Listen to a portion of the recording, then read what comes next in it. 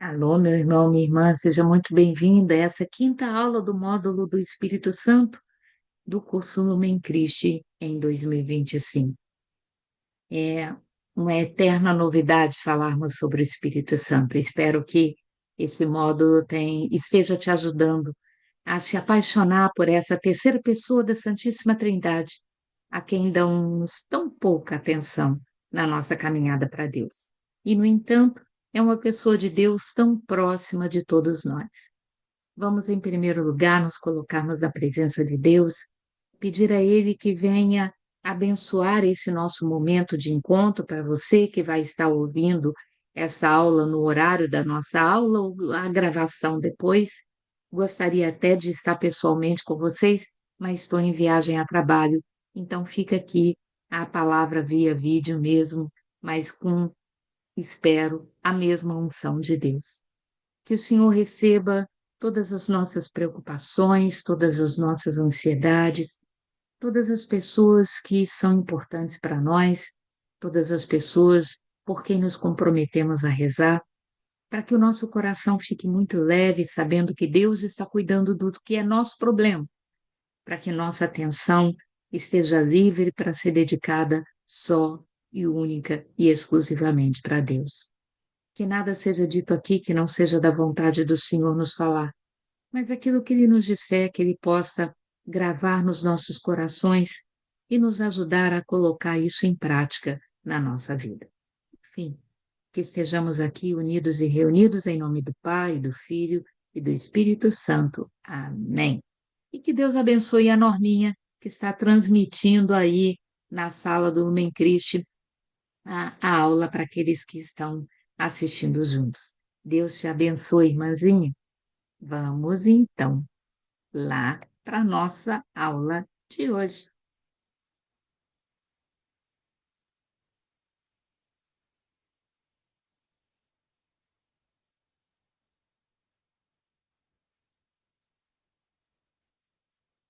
Ok.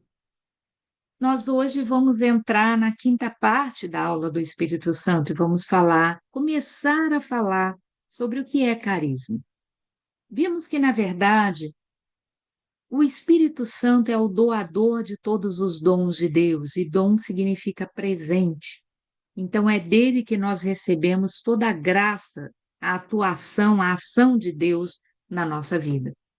A começar pelos dons naturais, que são inerentes ao fato de estarmos vivos, ah, depois os dons infusos, que a gente recebe no momento do nosso batismo sacramental, que nos trazem de ser criaturas para nos tornarmos filhos de Deus.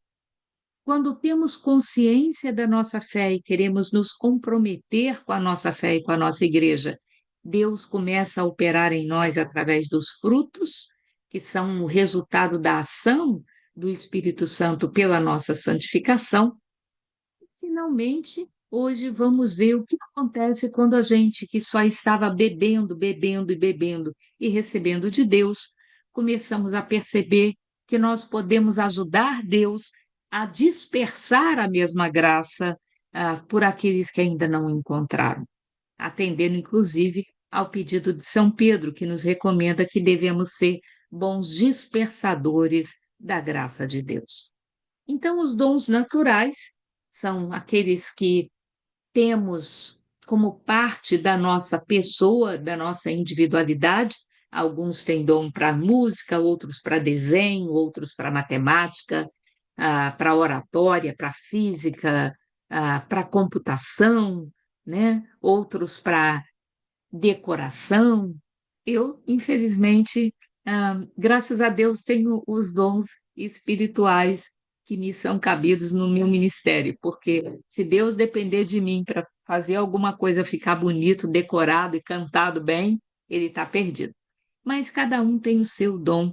E se nós não tivéssemos pecado, os dons naturais já teriam sido suficientes para que a gente pudesse cumprir a nossa missão no mundo, que é ser imagem e semelhança de Deus. Quando somos batizados, Deus, sabendo que os apelos do mundo são muitos, ele nos vem então com dons adicionais para nos ajudar a outra vez podemos refletir a presença dele no mundo. São os dons que recebemos do nosso batismo sacramental, chamado dons infusos. Infundir significa algo de fora que é colocado para dentro, ou algo que é mergulhado até ficar completamente submerso em alguma coisa. Então, vimos que os dons infusos eram aqueles que Deus já tinha prometido para o próprio Jesus Cristo. Lá em Isaías 11, 1 e 2, na profecia de Isaías sobre o Messias que haveria de vir, que dons ele teria, são os mesmos dons que nós recebemos no nosso batismo sacramental. Sabedoria, entendimento, prudência, coragem, ciência, temor de Deus e a fé, né? Ou fortaleza. Então, esses dons nos ajudam a viver como igreja, a viver como filhos de Deus, a entender Deus, a perseverarmos nas graças de Deus, a sermos zelosos pelas coisas de Deus e a sermos piedosos em tudo aquilo que diz respeito à nossa fé. Quando nós somos crismados, ou seja, confirmamos a nossa fé, ou quando nos abrimos para o que a igreja chama de batismo no Espírito Santo, nós recebemos uma outra série de dons que são resultado da ação do Espírito Santo em nós, chamados frutos do Espírito Santo. O fruto do Espírito, ao contrário das obras da carne, nos levam a ter caridade, alegria, paz, paciência, afabilidade, bondade, fidelidade, brandura e temperança. Coisas que todos nós queremos ter, porque nós queremos ser esse tipo de árvore para Deus. Uma árvore onde Ele vem fazer a sua colheita e Ele vai encontrar em nós frutos que alimentam a fome de Deus para o mundo. Sombra que pode abrigar aqueles que buscam Deus em nós. Mas tudo isso era para a nossa santificação, para o nosso crescimento, para o nosso proveito. Ok. Chega um ponto, diz o Papa Paulo VI na encíclica dele, na carta Evangelii Nuntiandi, ele diz que sabemos que quando uma pessoa foi efetivamente tocada por Deus, quando essa pessoa tem necessidade de transmitir o mesmo evangelho que fez diferença na vida dela. Em outras palavras, aquilo que Jesus já dizia em Mateus 10:8, de graça recebeste, de graça vai e dai também. Você certamente teve alguém na sua vida que foi importante para a sua caminhada de conversão. Alguém que te falou de Deus, alguém que te testemunhou Deus, que te incentivou a dar uma chance para Deus. E por isso você está aqui hoje. Você teve essa pessoa que Deus colocou na história da sua vida, uma ou mais pessoas. Você agora é chamado para ser essa pessoa na vida de muitos outros que ainda não tiveram a mesma graça de encontrar Deus. Então, chega um momento em que vamos deixar de simplesmente beber na fonte para passarmos a nós mesmos ser fonte de Deus para os outros, né? E o Espírito Santo é quem nos capacita para sermos servos. Na verdade, primeira de São Pedro, ele já falava que nenhuma profecia jamais foi proferida por efeito da vontade humana, mas sim por inspiração do Espírito Santo de Deus. Então, se você olhar para todos os profetas que a gente encontra no Novo e no Antigo Testamento, todos eles certamente estavam falando sobre a ação do Espírito Santo. Esse Espírito Santo é fundamental para nos capacitar para o serviço de Deus. Jesus, em Atos, no capítulo 1, versículo 8, antes de subir aos céus, quando ele está se despedindo dos discípulos, ele recomenda aos discípulos que eles fiquem em Jerusalém, porque dentro de poucos dias eles receberiam o Espírito Santo. E então, depois de receber o Espírito Santo, é que eles se tornariam testemunhas de Jesus em Jerusalém, na Judéia, na Samaria e até os confins do mundo. Ora, em Gênesis 41, nós temos talvez a primeira vez que o Espírito de Deus é identificado como a força motriz de quem é um bom servo. Vocês certamente se lembram da história de José do Egito, o filho, na verdade, o filho de Israel, com Raquel, o primeiro filho dele com a mulher que ele tanto amava, e por isso ele dava uma atenção especial a José, e os irmãos, com ciúme, acabaram vendendo José como escravo para o Egito. E no Egito, José acabou indo parar numa prisão e foi tirado de lá quando ele revelou o sonho de um faraó, que o faraó tinha consultado já vários sábios e ninguém tinha sabido explicar para ele o significado do sonho dele. E José foi lá e explicou para o faraó. E o faraó, então, fica pasmo, porque o sonho que ele tinha tido era um de 7 vacas muito gordas, que depois de um tempo, 7 vacas muito magras saíam de trás ah, de um monte e devoravam as vacas gordas. Depois ele via 7 espigas cheias de milho, e vinham 7 espigas raquíticas e devoravam as espigas que estavam fartas.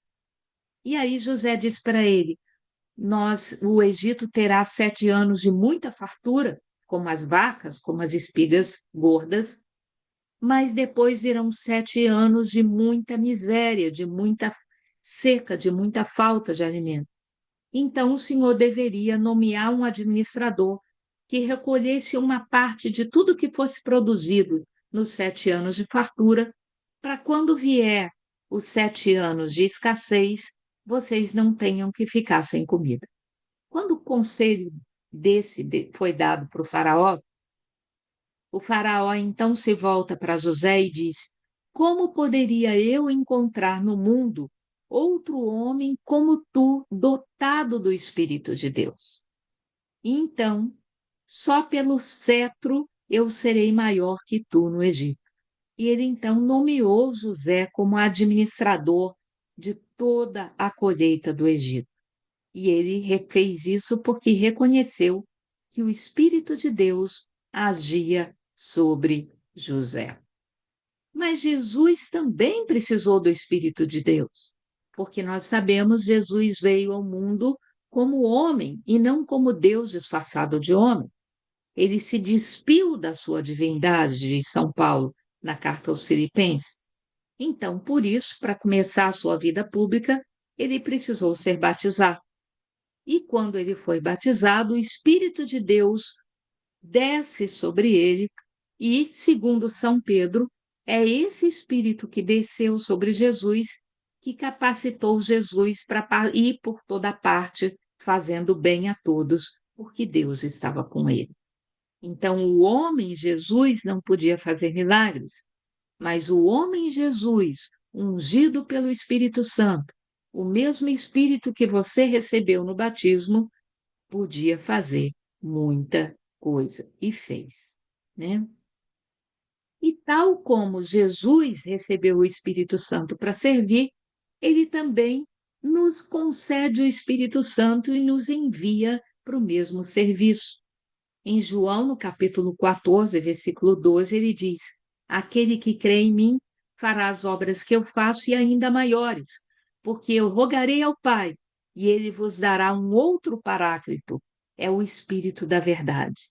Então, quando nos fazemos servos do Senhor, o Espírito Santo, que já está em nós, ele passa a agir de uma forma diferente, nos dando dons que não são mais para o nosso proveito, mas para o proveito da igreja, para o proveito da santificação daqueles que precisam ser de Deus.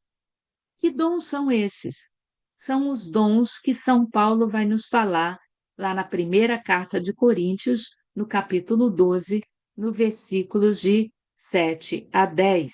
O dom da sabedoria, da ciência, da fé, da cura, dos milagres, da profecia, do discernimento dos espíritos, das línguas e da interpretação das línguas. Vamos falar mais sobre esses dons na nossa próxima aula. Hoje é importante você saber o que são esses dons, antes de saber mais detalhes sobre eles. O que mais você precisa saber sobre esses dons? Eles são chamados de dons carismáticos, em grego, carismas. Carismas vem de caris, que em grego significa graça.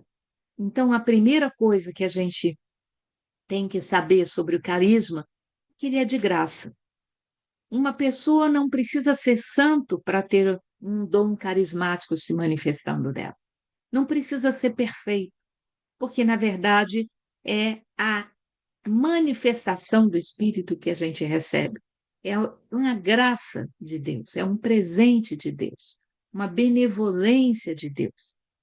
Ora, a primeira vez que a palavra carisma é usada na Bíblia é exatamente aqui, no capítulo 1, versículo 11 da carta de São Paulo aos Romanos, onde ele diz: Desejo ardentemente ver-vos, a fim de comunicar-vos alguma graça espiritual. Alguma graça espiritual é a primeira vez que a palavra carisma é utilizada, com a qual sejais confirmados, ou melhor, para me encorajar juntamente convosco naquela que é vossa e minha fé, que nos é comum. Então, o carisma serve para a gente poder agir na igreja, santificando a igreja, cuidando da igreja, velando pela igreja. Mas, de vez em quando, a gente escuta algumas coisas sobre o carisma que eu gostaria de corrigir, de tomar a liberdade de corrigir. Algumas pessoas dizem, e até pessoas muito grandes na vivência da igreja, que todos nós temos todos os dons. Me permita discordar, São Paulo fala exatamente o contrário.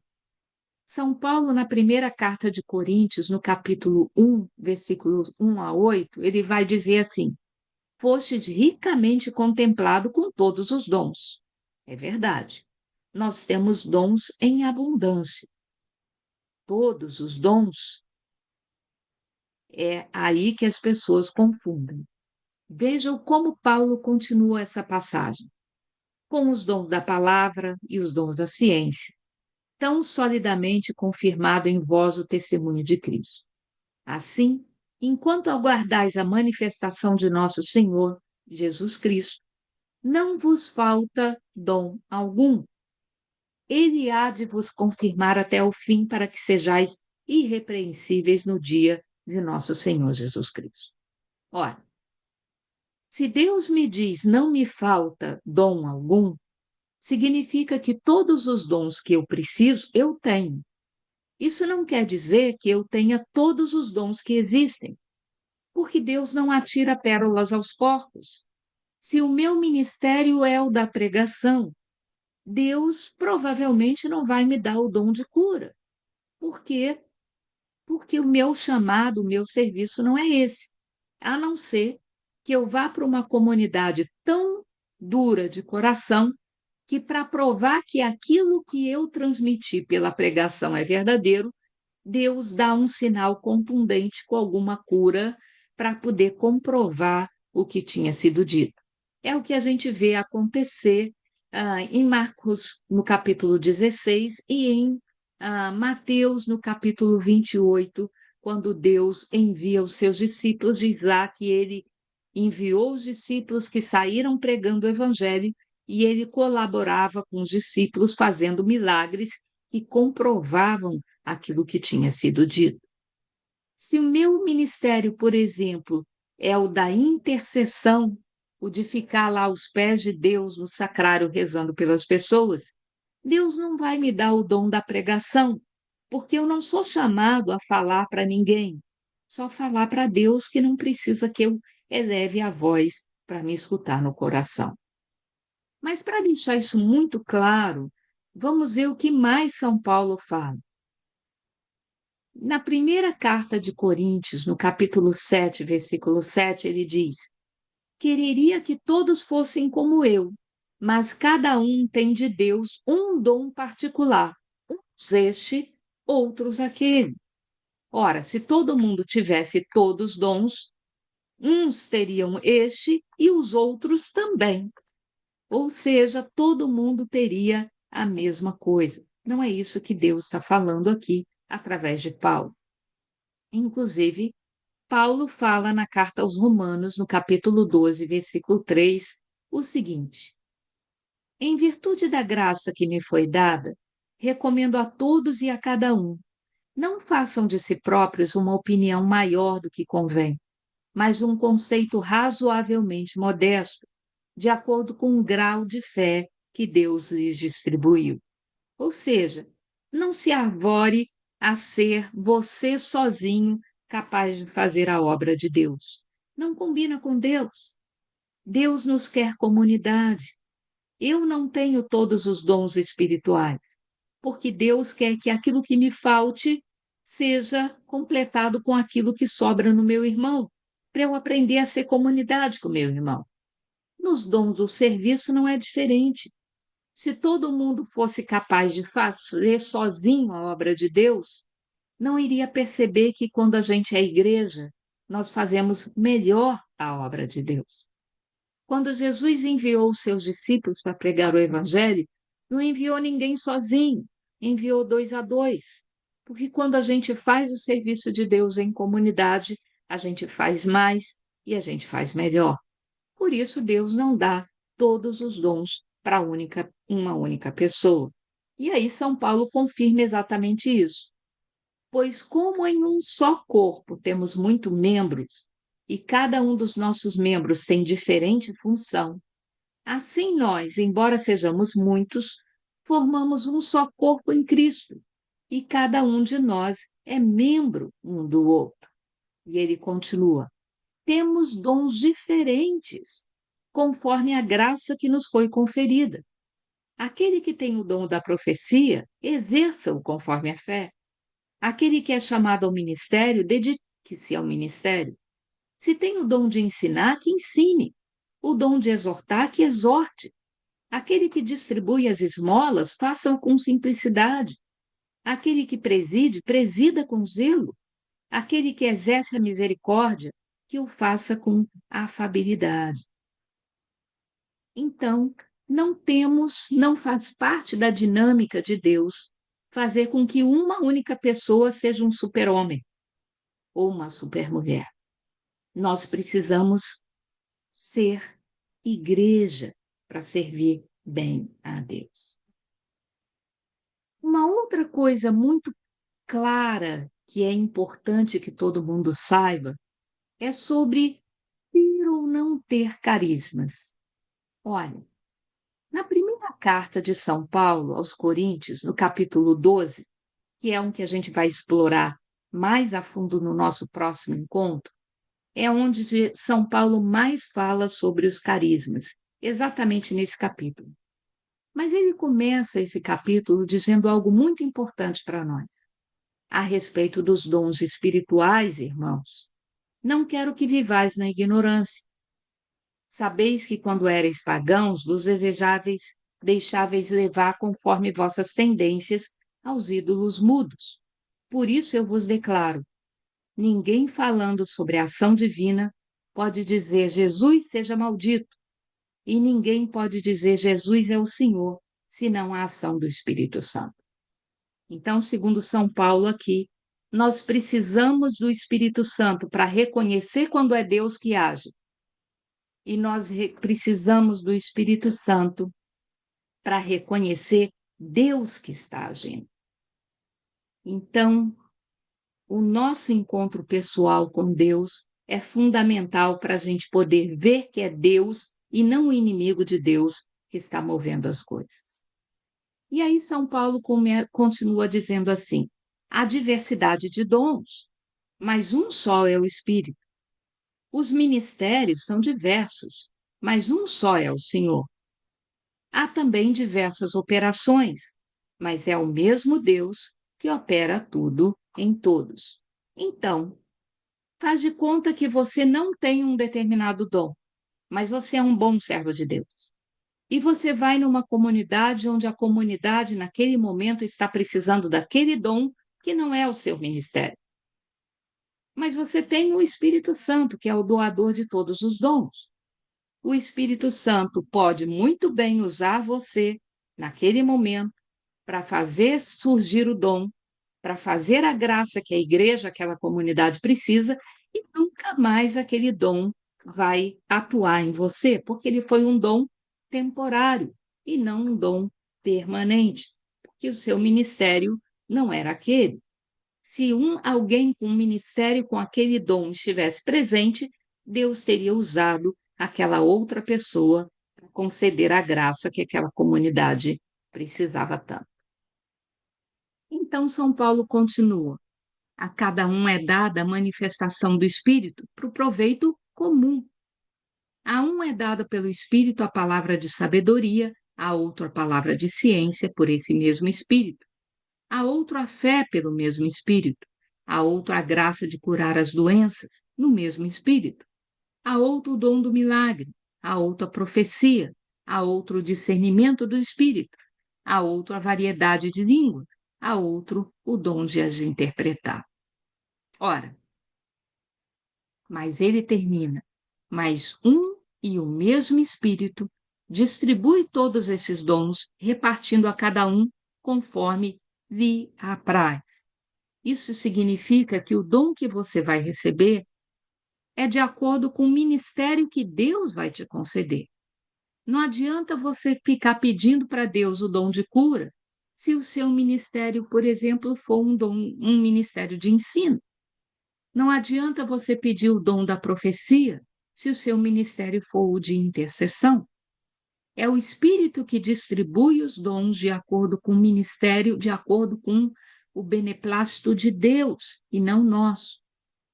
Se você vai trabalhar num escritório qualquer, você não vai chegar lá e dizer para o seu chefe: hoje eu quero fazer isso e aquilo, e amanhã eu quero fazer isso e aquilo. É o chefe que tem que dizer o que precisa ser feito, quando precisa ser feito e como vai ser feito. Então, se somos servos do Senhor, para termos os dons carismáticos, precisamos, em primeiro lugar, estarmos dispostos a obedecer a Deus. Se não fazemos o bom uso desses dons, eles nos serão tirados. Por quê? Porque Deus não pode correr o risco da gente fazer o mau uso do dom de Deus. São Paulo mesmo falava para Timóteo que era necessário que até mesmo Timóteo, que era um grande líder da igreja primitiva, que ele renovasse a unção que ele havia recebido pela imposição de suas mãos.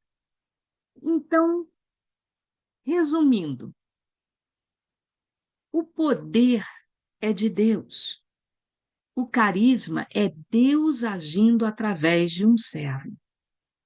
Ninguém pode dizer, eu tenho dom de cura. Não, você tem a manifestação do dom de cura. Quem tem o dom da cura, quem tem o poder de curar, é Jesus, é Deus. Então, nenhum de nós pode se encher de vaidade por sermos servos, porque, na verdade, quanto mais humilde formos como servos, aí é que plenamente o poder de Deus vai agir através de nós.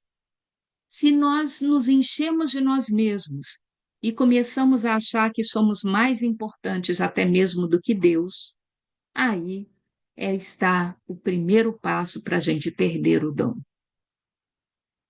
Ao mesmo tempo, o carisma tem que ser visto como um poder de Deus, mas como uma graça do homem. Aí sim, é uma graça nossa, um privilégio, um presente. O fato de Deus ter nos escolhido como ministros da sua igreja, como pessoas que ele vai usar para realizar uma obra, um ministério, um serviço para a comunidade. Então, sabemos que o poder é de Deus e Deus é grande, mas se Deus escolhe manifestar esse poder através de nós, Temos sim que nos alegrarmos, com humildade, mas nos alegrarmos por termos sido considerados dignos disso. E seremos mais dignos ainda quanto mais formos capazes de manter a humildade em função dessa escolha de Deus.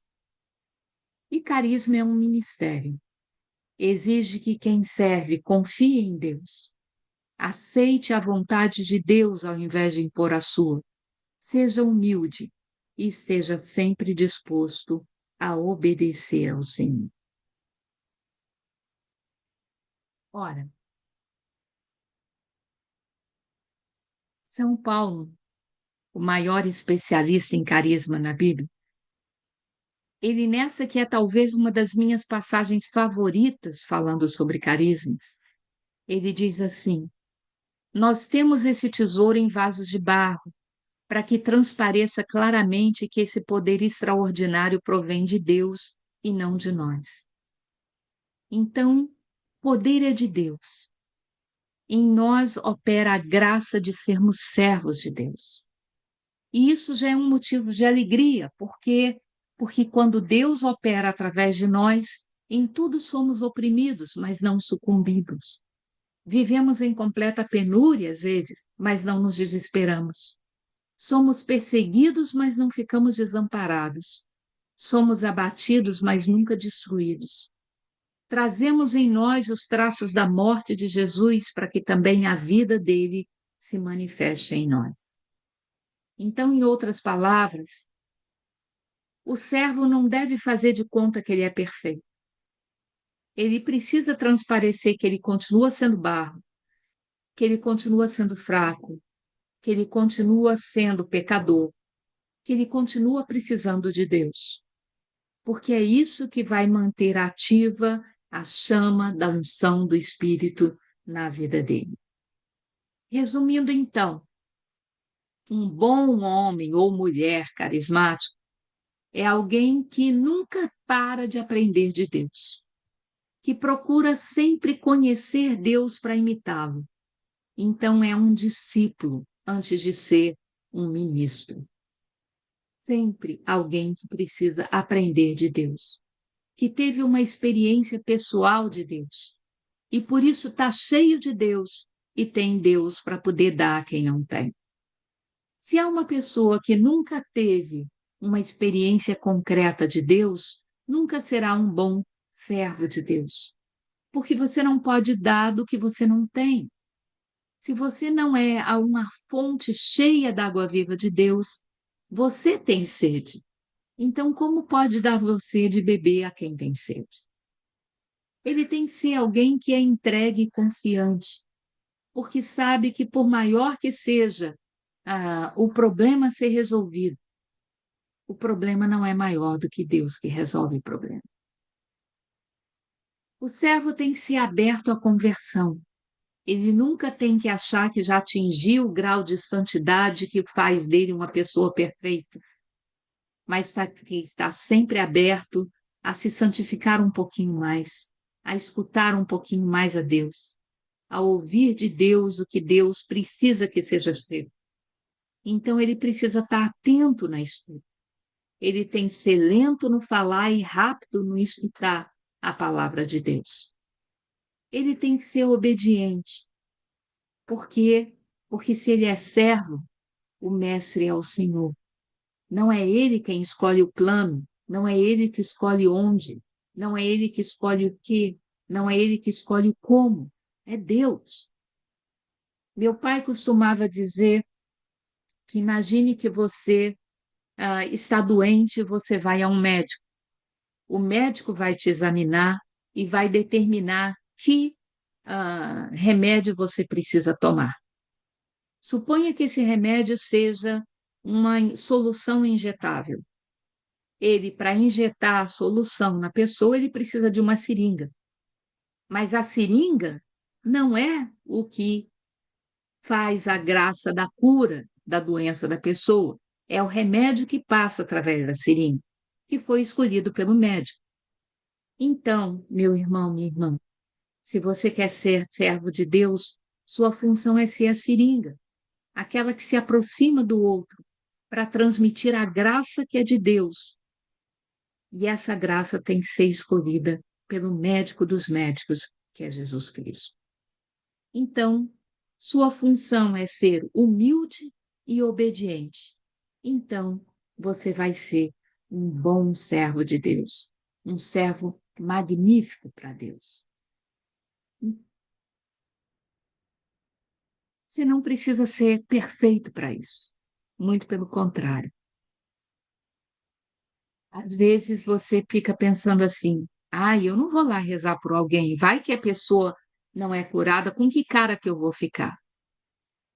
Você nunca vai saber se esse é o teu ministério ou não, se você não disser sim para Deus, se Deus te mandar ir lá. E é assim que funciona. Muitos são aqueles que enterram o talento que receberam de Deus na areia. Não seja como eles. Não negligencie o carisma que está em ti. Então, se Deus te deu um dom, Ele te deu um ministério, te deu um serviço, não desperdice esse dom. Porque se você não usar, você perde. Algo que era permanente, porque você é um bom servo e Deus está sempre querendo que você constantemente tenha ah, os dons para quando alguém precisar, você poder ser um instrumento de Deus na vida daquela pessoa. Mas se você não coloca em prática os dons que recebeu, o que era permanente se torna renovável. E aí, se você não está agindo de acordo com a vontade de Deus, o que era renovável se torna temporário. Então, se você quer ser um ministro que Deus sempre pode contar, você precisa estar constantemente dizendo sim. Sim para Ele. Sim para a vontade dele. Sim para a sua conversão. Porque um cego não pode guiar outro cego. Os dois vão cair no buraco, como nós ouvimos no Evangelho desse final de semana.